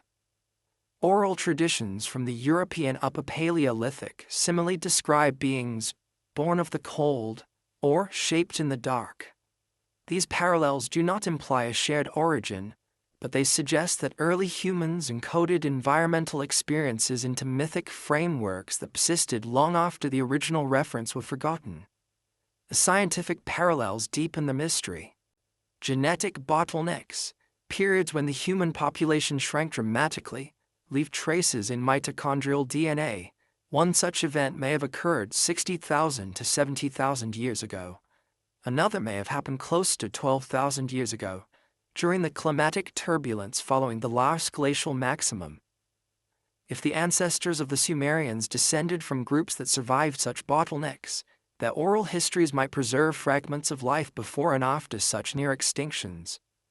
The AI's linguistic modeling supports this, noting that certain Sumerian phrases used to describe early ancestors imply reconstruction rather than continuity, as if the lineage had been rebuilt from a small surviving group. But the most provocative insight came from analyzing the emotional tone embedded in the oldest texts. Using models trained to detect affective markers in ancient languages, researchers discovered that early Sumerian writings carry a persistent sense of loss, an awareness of missing knowledge, absent predecessors, or forgotten origins. This sense diminishes in later texts as myths and cosmologies solidify. It is as if the earliest scribes were closer to an inherited memory of rupture, one that later generations smoothed into myth but never fully resolved. What does it mean for a civilization to inherit memories from before its own existence? Not literally, of course. No tablet can record events from tens of thousands of years ago, but oral traditions can. Cultural memory can. One generation can carry forward the faint, distorted echoes of another, until the echoes are no longer recognized as memory but as mythic truth. The Sumerians may have been among the first to write these echoes down, trapping them in clay without fully understanding their age or their origin. Tonight, as the narrative settles gently into the quiet surrounding you, the question that rises is not whether the tablets prove contact with lost species or forgotten civilizations. The more haunting question is simpler. What happens when a young culture inherits memories older than itself? Memories buried in the bones of the earth, in the migrations of unknown peoples, in the fading stories whispered beside fires long before cities were born. And what truth remains hidden in the fragments that survived only because no one until now knew how to read them? There is a particular kind of silence that follows destruction, an emptiness that is not merely the absence of people or buildings, but the absence of continuity itself. In the ruins of ancient Mesopotamia, archaeologists have found layers of such silence. Abrupt burn levels where cities vanished overnight, long periods in which writing diminished or disappeared, sudden changes in artistic style or material culture that suggest more than simple evolution. Scholars, cautious by training, attribute these shifts to warfare, drought, political upheaval. And perhaps those explanations are true, at least in part. But when AI models replied to the textual and stratigraphic data together, a quieter and more troubling pattern emerged, one that suggests the disappearance of knowledge itself, a flattening of language and understanding whose cause remains uncertain. The AI began by analyzing lexical frequency across thousands of tablets. It expected to find gradual linguistic drift, small changes accumulating naturally across centuries. Instead, it found sharp discontinuities, periods in which vocabulary shrank drastically, in which grammar simplified, in which complex metaphors or technical terms vanished almost all at once. These contractions did not align neatly with known conquests or dynastic transitions. Instead, they coincided with layers of archaeological destruction, layers where fire, collapse, or sudden abandonment left cities empty. The result was a kind of cultural reset, after which scribes no longer used certain phrases, no longer referenced older forms of knowledge, no longer seemed aware of concepts that had been commonplace in earlier generations. This flattening resembles a kind of amnesia, and the tablets hint that the scribes themselves sensed it. One fragment from Lagash describes a time when the words fell into shadow, and the names were taken by the fire. Another from Kish speaks of the forgetting of the stars, after which new scribes spoke the sky anew. These phrases occur not in myths but in colophons, scribal notes at the ends of tablets, spaces typically reserved for dates, names, and copyist acknowledgments. Their presence there suggests genuine anxiety about knowledge loss rather than poetic flourish. Archaeology offers parallel mysteries. Several Mesopotamian cities show evidence of sudden destruction. Around 2200 BCE, a period sometimes associated with the so-called 4.2-kiloyear event, a major climatic shift that brought widespread drought. But the scale of the cultural break is not fully explained by climate alone. After this period, the complexity of administrative tablets declines. Mathematical texts become rarer, astronomical records thin, even the use of certain logograms disappears. A similar contraction occurs centuries earlier after the destruction layers associated with the Uruk 4-3 transition. Again, complexity drops, and older knowledge traditions fade. The AI highlighted a striking correlation. Each period of cultural break corresponds to the disappearance of content related to origins, cosmology, genealogy, deep history. The knowledge that vanished was not mundane administration but memory itself. Myths survived, but the parts of myths hinting at earlier epochs were softened or removed. Technical passages describing floods, migrations, or star shifts were replaced with theological interpretations that offered reassurance rather than complexity. It was as though each destruction invited not only rebuilding, but rewriting. One section of the analysis focused on scribal training. Early scribes learned their craft through lexical lists, long sequences of signs and words designed to standardize writing. The earliest lists include obscure terms for tools, astronomical positions, geological features, and beings whose names no longer appear in later texts. After major destruction layers, many of these terms vanished from curricula. The lists became shorter, simpler, more regulated. The AI model determined that over time, scribal education became less about preserving ancient knowledge and more about maintaining administrative coherence. Memory gave way to management.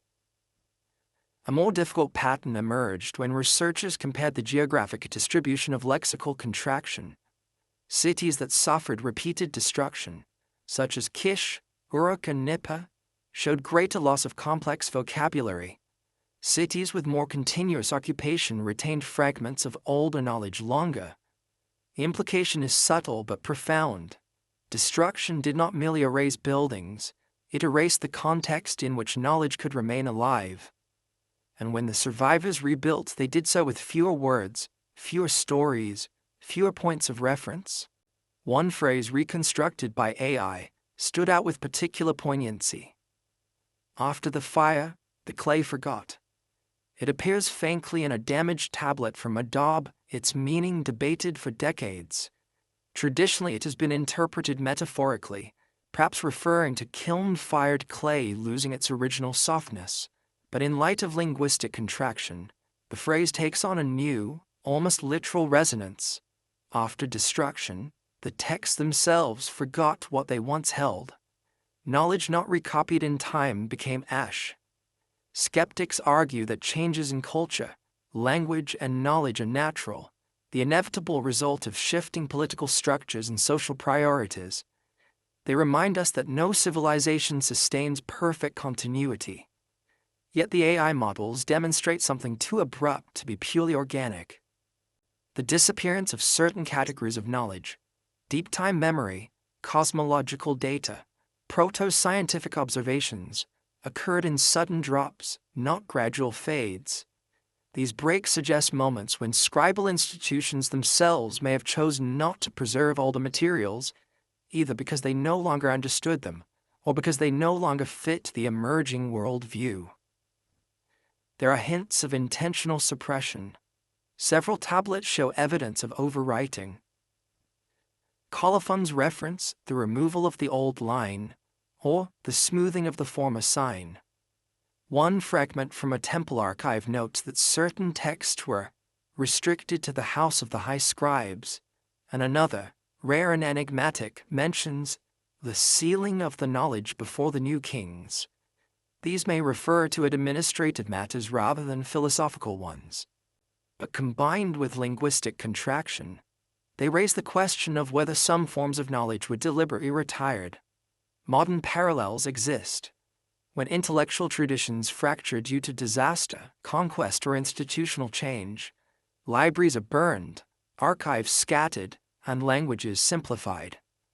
After the Bronze Age collapse, writing systems vanished across much of the Eastern Mediterranean.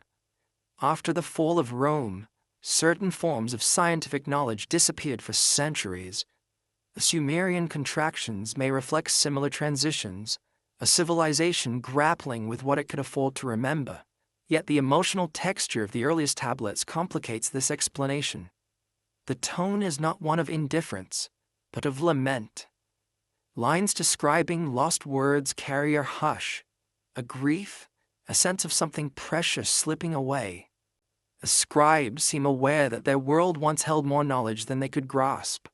They speak of the before time when the wise ones wrote, of the stories we hear but do not understand, of the signs that once spoke but now remain silent. These are not the sentiments of a culture discarding obsolete information. They are the expressions of a people inheriting fragments of a story they know they are losing. Tonight, the silence of these destruction layers feels like a reminder, not of violence or collapse alone, but of the fragility of memory. Civilizations are not erased only by fire. They are erased by forgetting, by the quiet narrowing of what is told, copied, taught. And so the question rises with gentle persistence. If each era of destruction thinned the memory preserved in clay, what original fullness lies buried beneath all those layers of forgetting, waiting for someone or something to draw its outline again? There comes a moment in nearly every ancient civilization when power ceases to reside in the hands of those who build, cultivate, or explore, and instead gathers quietly among those who interpret. In Mesopotamia, this shift happened slowly at first, almost imperceptibly, as the keepers of tablets, the scribes, priests, archivists, and temple officials, began to occupy a role far greater than mere recorders. They became the architects of continuity, the mediators between past and present, the custodians of stories that defined how a society understood itself. Yet when AI models trace the evolution of titles, roles, and institutional references across thousands of tablets, it revealed a quieter truth beneath the familiar narrative.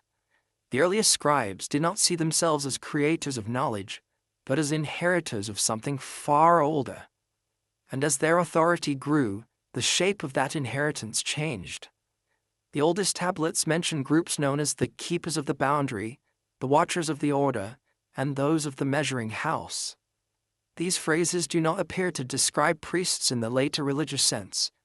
Instead, they resemble roles tied to stewardship, maintaining calendars, observing celestial cycles, regulating water systems, safeguarding legal precedents.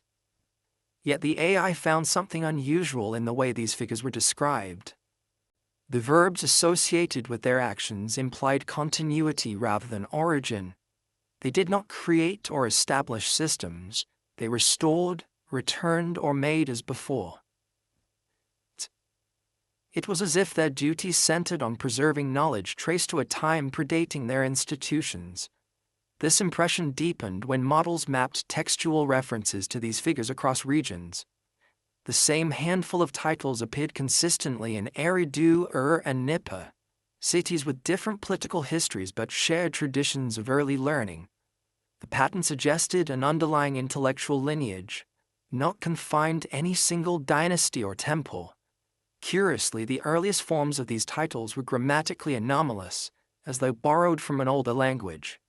Later forms smooth out these irregularities, but the AI could still distinguish the signature of a linguistic substrate. Traces of a knowledge system inherited rather than internally developed. Archaeologists have long noted that the earliest temples of Mesopotamia appear not as places of worship, but as administrative and educational centers. The structures known as edaba, or tablet houses, functioned as schools. Students learned to copy ancient texts whose origins they did not know. Yet the AI found scattered references in the oldest tablets, suggesting that certain knowledge, particularly concerning origins, cosmology, and deep time events, was restricted to a limited group. These lines use phrases like, "for those within the inner room," "for the ones who guard the first measure," or "not to be placed with the common lists." Such restrictions might have been practical. Complex material is often reserved for advanced students, but the emotional tone embedded in the language carries caution rather than elitism. What exactly were they guarding? Some clues emerge from the earliest creation narratives. Before gods and kings appear, the texts reference the decrees of the deep past, the laws set when none yet spoke, and the order returned after the waters. These phrases echo the earlier parts of this journey: memories of catastrophe, recollections of forgotten ancestors, fragments of pre-urban knowledge. The architects of order, as one AI reconstructed phrase describes them, were not inventors, they were restorers. They inherited memory from predecessors whose identities had already faded. Perhaps the most revealing material came from administrative tablets, describing temple authority. In early periods, the temples did not solely regulate religion. They controlled land, resources, education, and law. Yet AI analysis showed that many early decrees were written in a style markedly different from later religious edicts. Instead of invoking divine command, they reference precedent, as was done in the time before, as it was taught by the old instructing house, as written in the lines that are sealed. These forms imply that the first legal orders of the region drew upon an older inherited body of knowledge, preserved but not explicitly understood. Later scribes, lacking context, attributed these precedents to the gods or to legendary kings. There is a parallel here with how many ancient societies retroactively sacralize their historical foundations. When knowledge becomes opaque, it becomes myth. When origins grow distant, they become divine. But the AI's linguistic mapping suggests that in the earliest phases, the architect of order were not divine intermediaries, but human custodians of a fragile and incomplete inheritance. Over time, as the memory frayed and the content became fragmented, institutional authority filled the gaps with theology and ritual. One of the most enigmatic findings came from analyzing seal impressions used by temple officials. Many seals depict figures interacting with symbols associated with measurement, rods, cords, stars, and boundary markers, as end. These symbols appear long before depictions of the major gods became standardized. The AI recognized these motifs as visual echoes of the textual references to the early instructors and the tools of the first measure mentioned previously. The implication is subtle but profound. The foundations of temple authority may have emerged not from religious revelation, but from the stewardship of technical knowledge, astronomy, hydrology, surveying, preserved through tumultuous centuries. This reframing casts a different light on the evolution of religious institutions. Temples became powerful because they preserved the remnants of a once crucial knowledge system. But as generations passed, the content of that system eroded, leaving behind only ritualized fragments. Myths filled the gaps, gods replaced ancestors, theology replaced memory, and yet, in the earliest strata, the tone remains one of responsibility rather than dominance, of individuals tasked with carrying forward something they did not fully comprehend. AI analysis also detected emotional shifts in how scribes wrote about their role. In the oldest tablets, scribes describe themselves with humility. The copier of the old lines, the one who holds what was handed down, the guardian of the signs whose meaning is dim. Later texts adopt a different tone: assertive, authoritative, certain. This transition mirrors the institutional consolidation of temple power. Confidence grows as memory fades. Tonight, As you listen in the stillness of unfolding night, the question feels fragile yet inevitable. What happens when the guardians of memory lose sight of what they guard? And what truth lies behind the earliest titles, before they became associated with gods and kings, when they simply referred to people who remembered that the order of the world had once been restored, not invented? If the architect of order inherited a story older than civilization, then somewhere beneath the layers of ritual and authority lies the faint outline of that story still, waiting for its meaning to be pieced together again. There is a particular kind of tremor in the oldest tablets, something that feels less like narrative and more like a warning left by people who sensed patterns far larger than themselves. These not prophecies in the later theological sense, nor poetic laments about the fragility of life, but sequences of lines that read almost like encoded observations, fragments of cycles that the early scribes believed would return. When AI models first analyzed these passages, they treated them as anomalies. But as the data deepened, a strange coherence emerged. The patterns across dozens of tablets, some from temples, some from administrative archives, some from isolated private collections, revealed a vocabulary tied not to myth, but to recurrence. Phrases like the return of the shadow, the rising of the long night, the counting of the cold years, and the trembling of the earth in its old path.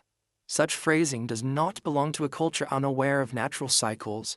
The Sumerians were skilled observers of the sky and the rhythms of agriculture.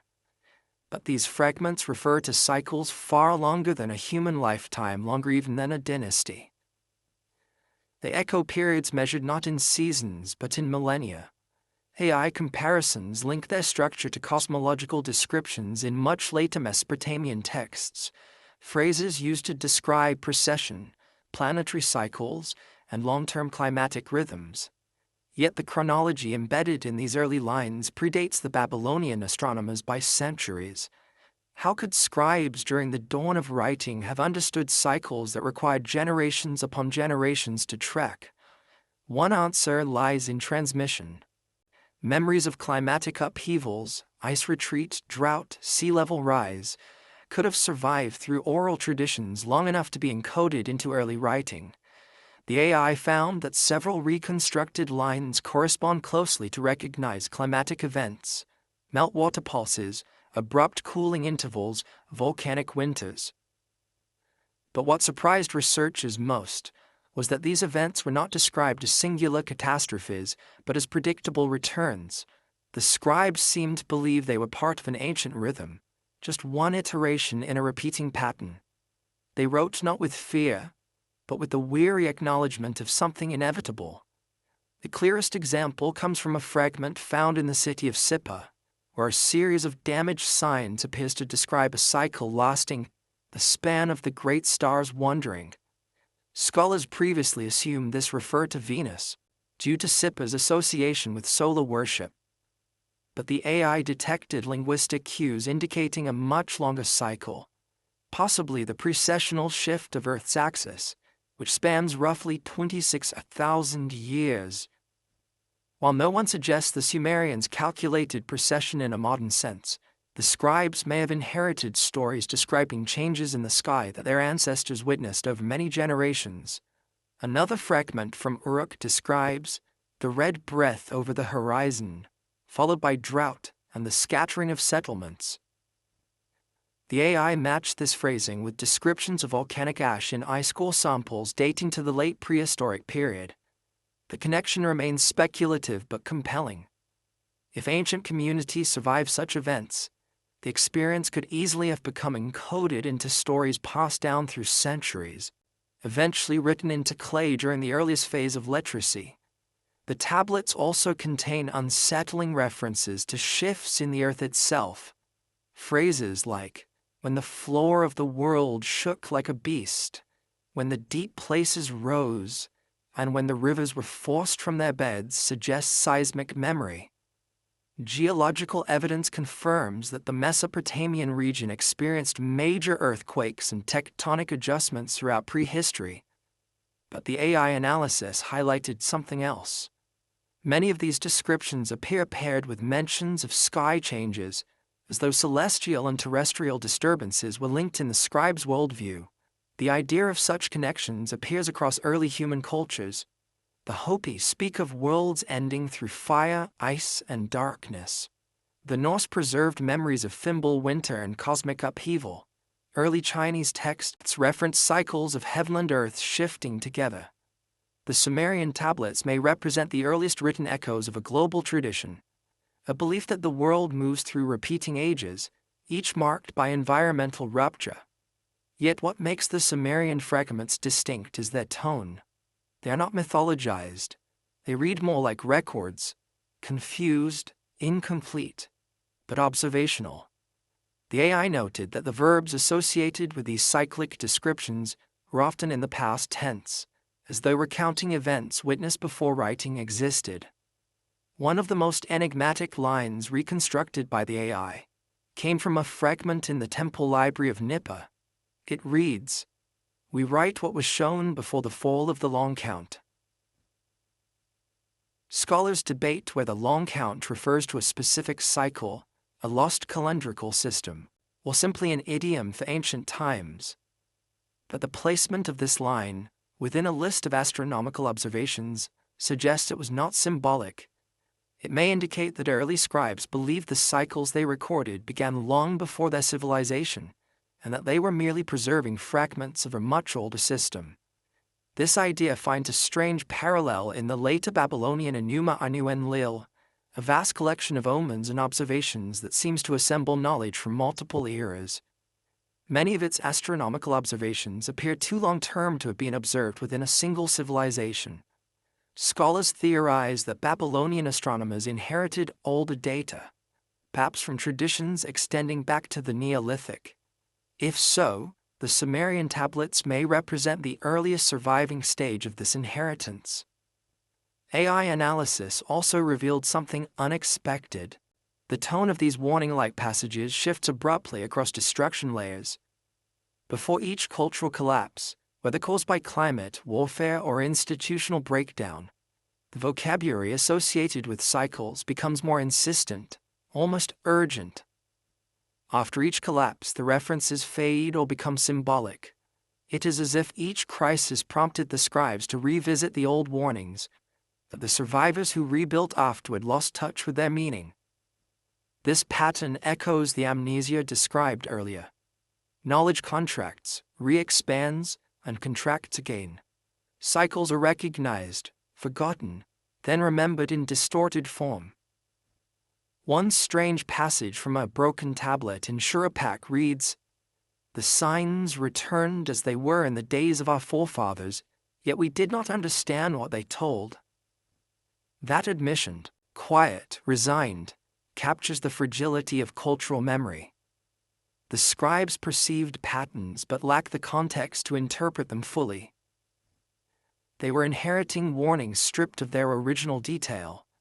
Tonight, in the stillness of this unfolding narrative, the question feels both intimate and immense.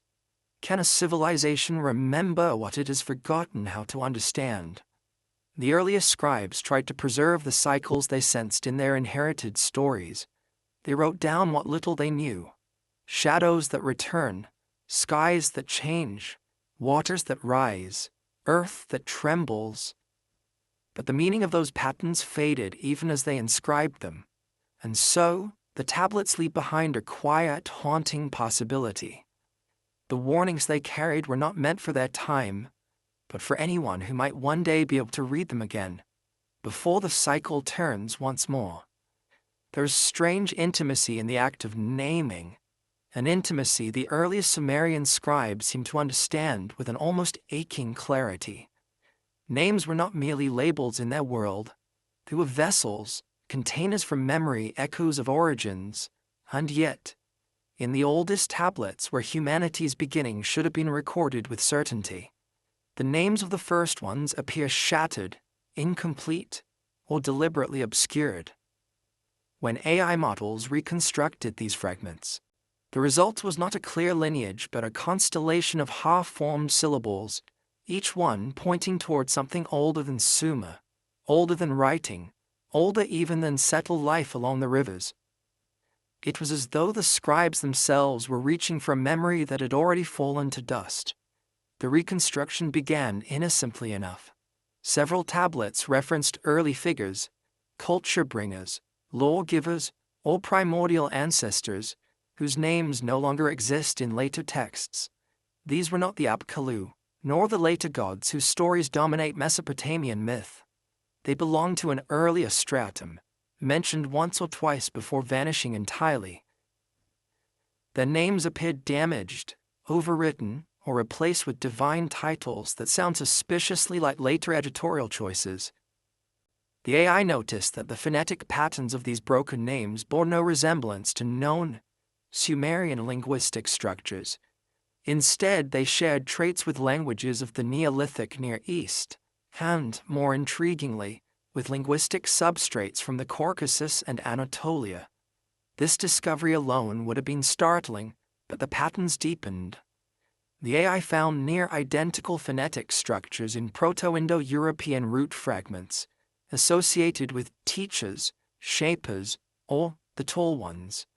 Similar roots appear in Hurrian ritual texts, in obscure Ugaritic hymns, and even in early Sanskrit references to beings who existed before the dawn of man. None of these correspondences imply a single origin, but they suggest something more troubling: the possibility that multiple cultures inherited distorted memories of a group, or groups, whose identity was eventually mythologized beyond recognition. The Sumerian tablets provide the earliest written glimpse of this inheritance. One fragment from Eridu contains a line reconstructed by AI to read something like, "Their names were known before the rivers had settled." Another from Nippur describes the ones whose sound remained when their shapes were lost. Scholars once dismissed such lines as remnants of traditional myth-making, but the linguistic analysis shows they do not follow typical mythic speech patterns. Instead, they resemble documentary phrasing, archaic and symbolic, yes, but written in a tone that suggests the scribes believed these figures were real, even if the details of their existence had already evaporated. Perhaps the most haunting aspect of the reconstruction is the emotional tone embedded in these early passages. The scribes wrote about the first ones with a kind of yearning, a sense of distance, as if they felt the presence of ancestors whose identities they could almost grasp but not fully recover. AI-driven sentiment mapping detected markers of melancholy, reverence, and confusion. These were not the emotions of people inventing gods. They were the emotions of people inheriting fragments of a memory they could neither complete nor ignore. Archaeology offers its own parallel puzzles. Several early Neolithic sites, Göbekli Tepe, Çatalhöyük, and mysterious settlement mounds across the Zagros, show signs of sudden cultural transition. Monumental architecture appears abruptly, without clear developmental precursors. Carvings depict figures with non-human proportions or hybrid features. Some scholars argue these are symbolic representations of mythic ancestors. Others caution that early humans often used metaphor. But the AI's linguistic mapping complicates this picture. The Sumerian names for the first ones sometimes align semantically with phrases used in those Neolithic sites. Phrases referring to the builders, the watchers, or the tall ancestors. These parallels do not suggest direct contact. Rather, they hint at a shared narrative memory across populations that experienced similar upheavals during the end of the last ice age. Genetic research adds another layer. Studies of ancient DNA reveal surprising regional variation in early Near Eastern populations. Some groups possessed traits that vanished entirely in later millennia. Others show a mixture with hominin lineages not yet fully identified. A few skeletons from early Anatolia and the Caucasus exhibit unusual height, or cranial morphology. Not enough to be classified as distinct species, but enough to suggest that the human landscape of 12,000 to 8,000 years ago was more complex than once believed. If early Mesopotamians inherited oral histories of encounters with diverse groups, those memories could easily have transformed into stories of first ones, whose names eventually blurred into myth. The AI analysis uncovered one particularly enigmatic cluster of signs, a partially erased string of symbols appearing in multiple tablets across centuries. These signs, when reconstructed, resemble a proto-name, or perhaps a title, associated with beings from before the setting of the first boundary. Linguists debate whether boundary refers to a geographical limit, a chronological era, or a metaphysical separation between times. But the phrase echoes descriptions in other cultures of liminal ancestors, figures who stand at the threshold between worlds, between ages, between orders of existence. The scribes did not treat these names as divine. They did not build temples to them, nor enact rituals in their honor. Instead, the names appear only in fragments, as though they were not meant to be spoken frequently. The AI found that in later eras, scribes replaced these proto-names with safer, familiar titles, deities whose roles could be standardized, whose stories fit neatly into the growing structure of temple authority. This replacement appears deliberate in some cases. In others, it reflects simple incomprehension. A name whose origin is forgotten becomes untranslatable and thus unstable. Scribes prefer clarity, so the name is reshaped or erased. That erasure left behind the ghost-like fragments the AI reconstructed, a mosaic of syllables that resemble names from distant cultures, names that should have no reason to align, yet do. Not perfectly, not conclusively, but with enough pattern to raise a quiet, persistent question. Who were these first ones whose names echo across continents? Were they ancestors, migrants, survivors of ancient upheavals, or were they amalgamations of memory, stories woven from generations of encounters with peoples whose identities dissolved long before writing appeared? Perhaps the most poignant line reconstructed from the tablets comes from a fragment found near. It reads, "We speak their names, though we know them not, for the names are the last of what remains." It is a recognition of loss, a confession that the scribes were transmitting echoes rather than knowledge. Tonight, in the soft hush surrounding this unfolding narrative, the question lingering across millennia becomes almost a whisper. If the first ones stand in the shadows at the edge of recorded time, leaving behind only scattered names and broken lines, then what story hides behind their erasure? And what might surface if the lost names could be fully restored? Names older than myth, older than history, older than the world our ancestors believed they knew. There is a hollow space in the story of human origins, a silence so deep that even the earliest Sumerian scribes seemed aware of it, though they never named it directly. They wrote around it, not into it. They marked its outline through absence. And when AI models stitched together thousands of textual fragments, it became clear that this silence was not a gap in the tablets, nor a loss caused by fire or time, but something woven into the structure of the narrative itself, an era that should exist in the chronology of early civilization but does not, a missing age, a vanished interval, a forgotten chapter between worlds. The realization began with an anomaly. When AI mapped all temporal references in Sumerian texts, mentions of reign lengths, ancestral cycles, environmental events, it expected inconsistencies but not an empty space. Yet there it was, a chronological void, a period implied by multiple lines but never described. This void appeared in phrases like, "after the time when none ruled," "before the remeasuring of the sky," "in the days when memory had not yet returned," and "between the ages of shadow and clay." These references pointed to a span of time that the scribes believed existed, but for which they preserved no direct account. It was as though they were standing on the shore of a lake whose opposite edge they could see, but whose waters concealed everything between. Archaeologists have long struggled with the transition between the end of the last ice age and the emergence of the Neolithic Near East. The physical record shows settlements rising and falling with abruptness. Göbekli Tepe's deliberate burial remains unexplained. Çatalhöyük's symbolic complexity appears without obvious precursors. In Mesopotamia, pre-urban sites show signs of organization, craft, and ritual far older than city building should allow. But between these and the urban explosion of Sumer lies a stretch of history so fragmented that scholars once assumed it lacked structure entirely. AI analysis suggests the opposite. The Sumerians inherited the outline of that lost structure but not its content. One of the most revealing clues came from the genealogical lists.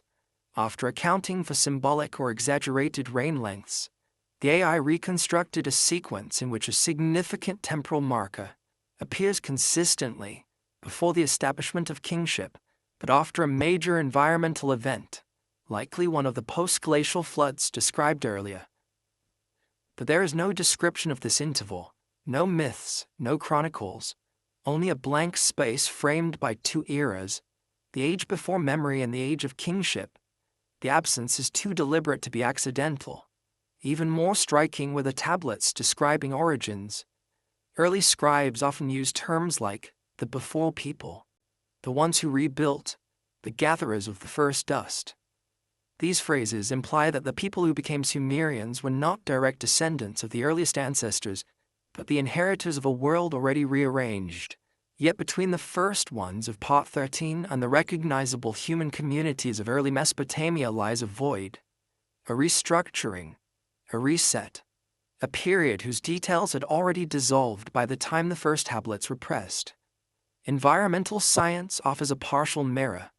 The Younger Dryas collapse, the rapid warming that followed, the meltwater floods, and the shifting river systems created a landscape in which entire cultures may have risen and vanished, leaving behind tools or symbols but not stories. The archaeological record from this period is patchy, not because nothing happened, but because everything changed too quickly for continuity to survive.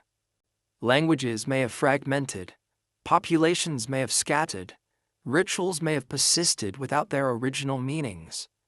By the time stable settlements emerged again, the thread of memory had frayed beyond repair. The AI found something else, quiet, almost imperceptible. Several tablets use unusual temporal markers, signs traditionally translated as ancient, old, or long ago, but which the AI determined had distinct meanings. One sign denoted time too distant to comprehend, another denoted a known but unremembered era. A third indicated a period intentionally concealed or obscured. This third sign appears only in contexts involving origins. Scholars had long treated it as stylistic variation, but its consistency across tablets suggests otherwise. The scribes recognized a historical gap that their own tradition could not fill. A line from a tablet found in Shuruppak, once assumed to be a moral proverb, reads differently under this analysis. It states, "The clay knows the shape of what came before, but the hand does not." The AI flagged this as a rare acknowledgement of lost material, suggesting that the tradition of writing itself emerged atop an older memory that the scribes could sense but not articulate. Another fragment from Uruk laments, "We build on dust whose name is gone." In both cases, the emotional tone is not mythic but mournful, almost resigned. This missing era also affects the cosmological narratives. Early celestial descriptions transition abruptly from prehistoric sky memory to the astronomical records of the historical period. The gap between these phases, where the sky should have been observed, interpreted, and retold, is empty. No transitional myths, no proto-astronomy, just a silent shift from one understanding of the heavens to another. The scribes treated the gap not as era but as boundary. What could erase an entire era from cultural memory? Climate, migration, generational collapse. But the AI points to another factor, deliberate simplification. As temple systems expanded, standardized narratives emerged, smoothing away complexity to create coherence. The stories of origins became streamlined. The cycles of catastrophe and rebirth were condensed. The names of the first ones were replaced with gods. The void between eras, unable to be explained, was wrapped in symbolic language: shadow, dust, silence. Yet this simplification carries its own unintended testimony. By trying to smooth the rupture, the scribes inadvertently preserved its outline. The missing era becomes visible precisely because its absence is emphasized. The AI reconstructed this paradox in a single phrase. They hid what they did not hold. Not a conspiracy, not malice. Just the quiet instinct of a civilization trying to craft meaning from fragments too broken to assemble. Tonight, in the gentle quiet that surrounds this unfolding story, the missing era feels almost like a breath. The pause between inhale and exhale between worlds, and so the question lingers softly. If the Sumerians sensed a time that shaped them yet could not describe, then what shaped that silence? And what remnants of that vanished age remain buried, not in clay, but in the gaps where history should be? There is a softness that settles over the final layers of the Sumerian tablets, a softness not of resignation, but of recognition. It is as though the scribes, after threading their way through fragments of origins, catastrophes, vanished eras, and inherited names, finally arrived at truth they could not articulate directly, that the world they lived in was built on echoes, not foundations, not certainties, echoes. And in this last part of our long, quiet journey, the AI's analysis of these texts brings that hush into sharp relief. It reveals not a conclusion, but a question that has been waiting for thousands of years. What does it mean to be human when our earliest memories are not our own? The tablets that inspired this insight come from widely separated places: Eridu, Nipa, Shuruppak, Uruk. Yet they share a peculiar tone in their closing lines.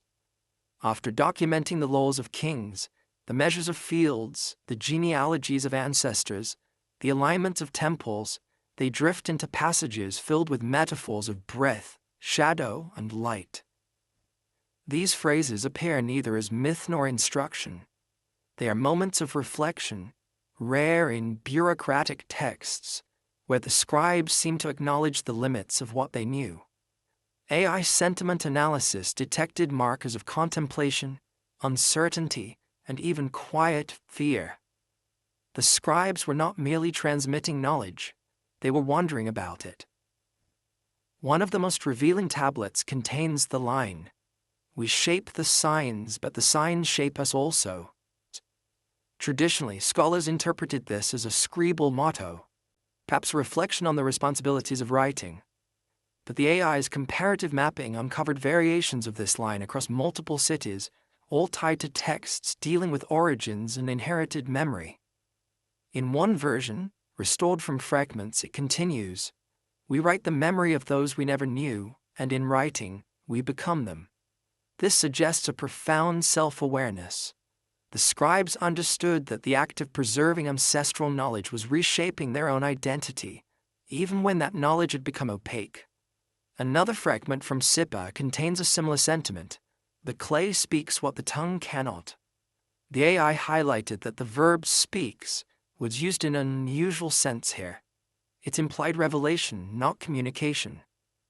As though the scribes believed that the tablets carried a memory deeper than language, a memory that survived independently of human comprehension. This aligns with the idea that much of early Sumerian culture was built atop inherited knowledge, tools, names, cycles, cosmologies that people continue to copy long after they stopped understanding their origins. The emotional texture of these late passages is striking. They carry a quiet awe, but also the unmistakable sense of encountering something beyond the human time scale.